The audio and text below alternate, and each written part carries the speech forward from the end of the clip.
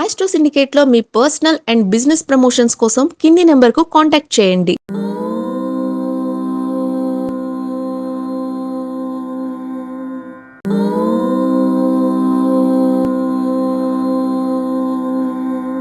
అందరికీ నమస్కారం. సమస్త సన్మంగళాని భవంతు.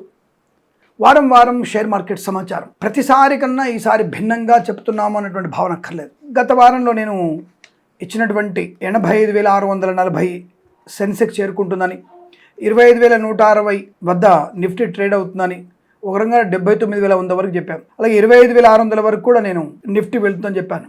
బట్ రియల్గా చూస్తే కనుక మనము 75,238 మాత్రమే ఉంది. అంటే క్లోజ్ అయింది. సెన్సెక్స్ వచ్చేసి 75,238, అంటే 3,000, దాదాపుగా 3,400 తేడా అనేది అది పెద్దగా మనం అసలు కేవలం ఏదో చెప్పేస్తున్నాం అన్నటువంటి భావనే తప్ప సరైన ఇన్ఫర్మేషన్ అని మీకు ఇవ్వలేదని నేను బాధపడుతున్నాను. అలాగే 23,643, 23,643 నిఫ్టీ క్లోజ్ అయింది. ఇది కూడా 25,160, ఆల్మోస్ట్గా మనకి 2,000 తేడా, 2,500 తేడాలు ఉంది, 3,000 తేడాలు కూడా ఉంది. ఏమాత్రం దాని మీద ఫోకస్ చేయలేకపోయానేమో అనేటువంటి బాధ ఉన్నా, మరి ఇంతకు ముందు నేను 1 సంవత్సరం క్రితం ముందు చూసినటువంటి ఒక మంచి అనుకూలవంతమైనటువంటి ఒక ప్రణాళికబద్ధంగా చూసిన నేను అదే రకంగా చూస్తున్నాను. నేను అలాంటిది ఎక్కడ తేడా వస్తున్నాయి అని అడిగితే, అంటే యుద్ధం వల్ల ఒకటి, ప్రతి లగ్నం కూడా మారిపోతుంది. ఇప్పుడు సపోజ్ మనకి ఉదయం 10ంటికి ప్రారంభం అవ్వాలి, అంటే ఈ సమయంలో మనకి అంటే మే మాసంలో మనకి ప్రారంభమే లగ్నం, అంటే సూర్యోదయం ప్రారంభమే లగ్నం మనకి ఖచ్చితంగా మేష వృషభ లగ్నంతో స్టార్ట్ అవుతుంది. ఇవాళ సూర్యోదయం వృషభ లగ్నంతో స్టార్ట్ అవుతుంది. అలా వృషభ లగ్నంతో స్టార్ట్ అయినటువంటిది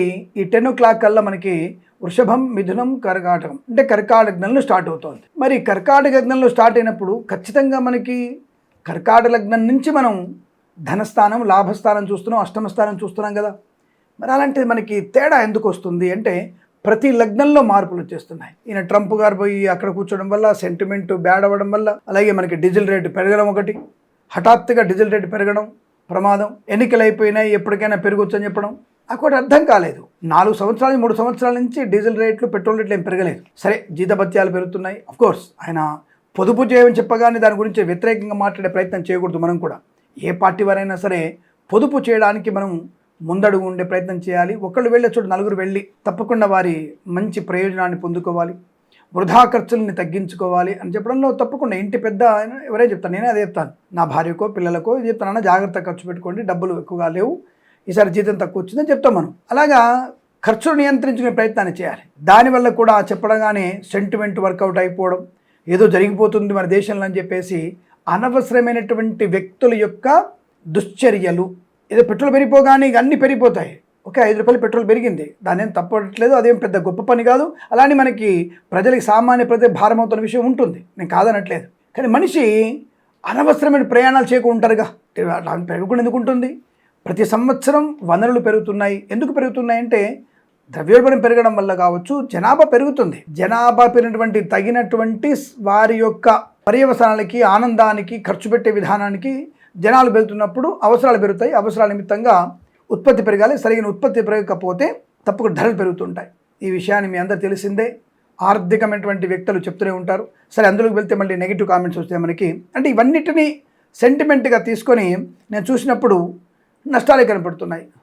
ఇప్పుడు చైనాకి ట్రంప్ వెళ్ళినా గొడవనే, భారత ప్రధాని 5 దేశాల పర్యటన వెళ్ళినా నష్టమే, ప్రతిపక్షాల యొక్క గొడవలు నష్టమే, రూపాయి మారకపు విలువ పడిపోవడం కష్టమే. 96% వచ్చింది, రూపాయికి 96% పెరిగిపోయింది. దానివల్ల మనకి ద్రవ్యోల్బణం కూడా మీద ఎఫెక్ట్ పడే అవకాశం ఉంటుంది. ఇక ఈ డీజిల్ రేటు పెరగడం, పెట్రోల్ రేటు పెరగడం వల్ల తప్పకుండా అనేక రకాల బకాయిలు పెరిగిపోతాయి, అనేక రకమైనటువంటి నిత్యావసర సరుకు ధర పెరిగే అవకాశం ఉంటుంది అని చెప్పేటువంటి ప్రయత్నం కూడా చేస్తుంటారు. అంటే ఈ రిజర్వ్ బ్యాంక్ వడ్డీ రేట్ల ఎఫెక్ట్ కూడా ఉండవచ్చు. భవిష్యత్తులో అటువంటి ప్రయోజనాలు ఉంటాయి. అన్నిటికీ మనం సిద్ధమై ఉండాలి. ఇప్పుడు వాళ్ళు పెంచడంగానే మనం వద్దు ఆపే తగ్గించాలంటాం, వాళ్ళు పెంచుతారు, తగ్గించే అవకాశం ఉండదు. ఏ ప్రభుత్వమైనా సరే దాన్ని మన సంపాదన మనమే నిలదొక్కోవాలి, మన సంపాదన మనమే అభివృద్ధి చేసుకోవాలి.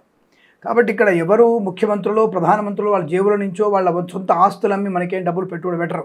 ఆ విషయాన్ని సామాన్య ప్రజలు మనం గమనించుకోవాలి. అంటే అందరి సొమ్ముని జాగ్రత్తగా వాడుతూ, జాగ్రత్తగా కాపాడుతూ, ఎక్కడ ఎవరికి ఖర్చు పెట్టాలో అలా ఖర్చు పెడుతూ, ఎక్కడ ఉత్పత్తి పెంచాలో అక్కడ పెంచుతూ, ఎక్కడ పంచాలో పంచుతూ 10 మందికి సమానమైనటువంటి ఆనందాన్ని కలిగించేటువంటి ప్రభుత్వాలు, అది ముఖ్యమంత్రి గారైనా సరే, ప్రధానమంత్రి గారైనా సరే. కాబట్టి ఈసారి మనకి కాస్త సెన్సెక్స్ ముగింపు అనేది ఎట్లా ఉండబోతుంది, ఇవన్నీ సెంటిమెంట్ ఎలా ఇబ్బంది పెడుతుంది అనే విషయాన్ని చూసుకున్నట్టయితే, ఈసారి సెన్సెక్స్ వచ్చేసి మనకి ముగింపు 75,940 ఉండవచ్చు. 75,230 తగ్గదు గ్యారెంటీగా.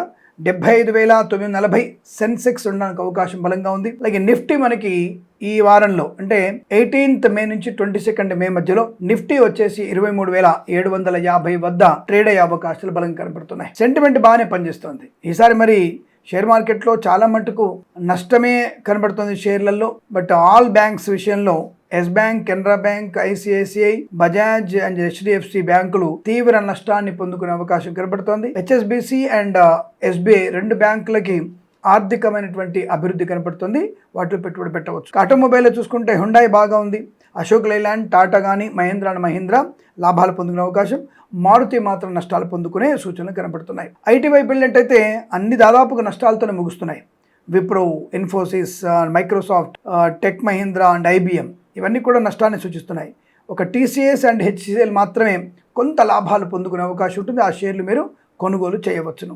ఇక ఫార్మా ఇండస్ట్రీలో రెడ్డి ల్యాబ్స్ అండ్ అరోబింద్ రెండు కూడా నష్టాన్ని సూచిస్తోంది.